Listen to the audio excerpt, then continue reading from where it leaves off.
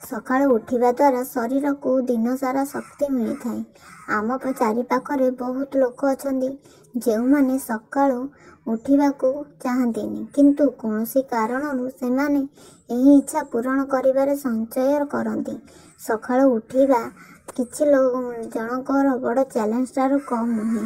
ଏହା ମଧ୍ୟ ସତ୍ୟ ଯେ ସକାଳୁ ଉଠିବା କେବଳ ଆମ ଶରୀର ପାଇଁ ଲାଭଦାୟକ ନୁହେଁ, ବରଂ ଏହା ଆମର ମାନସିକ ସ୍ୱାସ୍ଥ୍ୟ ଏବଂ ମନ ପାଇଁ ମଧ୍ୟ ବହୁତ ଲାଭଦାୟକ ଅଟେ। ଯଦି ଆପଣମାନେ ସକାଳୁ ଉଠିବାକୁ ଚାହାନ୍ତି, ତେବେ ଆପଣମାନଙ୍କୁ ଏହିସବୁ ଲକ୍ଷଣ ହେଉଛି ପ୍ରଥମ କାରଣ। ରାତିରେ ଚାହା କିମ୍ବା କଫି ପିଇବାଠାରୁ ଦୂରେଇ ରୁହନ୍ତୁ। ଆଜିକାଲି ଲୋକମାନେ ଚାହା କିମ୍ବା କଫି ପିଇବାକୁ ବହୁତ ଭଲ ପାଆନ୍ତି। ଅନେକ ଲୋକ ରାତ୍ରି ଭୋଜନ ପରେ ମଧ୍ୟ ଚାହା କିମ୍ବା କଫି ପିଇବାକୁ ପସନ୍ଦ କରନ୍ତି।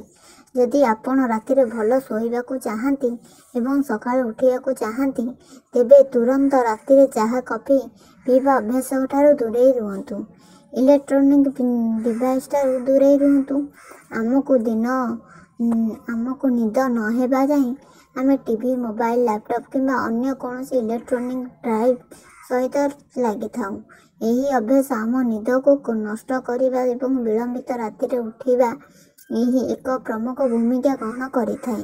ତେବେ ତୁରନ୍ତ ଏହି ଅଭ୍ୟାସକୁ ଦୂରେଇ ରଖିବା ଆରମ୍ଭ କରନ୍ତୁ। ହାଲକା ଖାଦ୍ୟ ରାତିରେ ଖାଆନ୍ତୁ।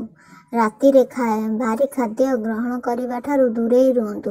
ଏହା ପରିବର୍ତ୍ତେ ହାଲକା ଖାଦ୍ୟ, ଖିଚୁଡ଼ି ପରି ହାଲକା ଭୋଜନ ରାତିରେ ପ୍ରୋଟିନ୍ ଡ୍ରାଇଭ୍କୁ ଏଡ଼ାଇ ଉଚିତ। ରାତିରେ ଆଲମାରିରୁ ଦୂରେଇ ରୁହନ୍ତୁ। ଅନେକ ଲୋକ ସକାଳୁ ଉଠିବା ପାଇଁ ନିଦ ଘଣ୍ଟା କିମ୍ବା ମୋବାଇଲ ଆଲାର୍ମ ଲଗାଇବାରେ ଅଭ୍ୟାସର ଅଛନ୍ତି, କିନ୍ତୁ ଯେତେବେଳେ ସକାଳେ ଆଲାର୍ମ ବାଜୁଛି ସେମାନେ ଏହାକୁ ବନ୍ଦ କରି ଶୋଇବାକୁ ଯାଆନ୍ତି।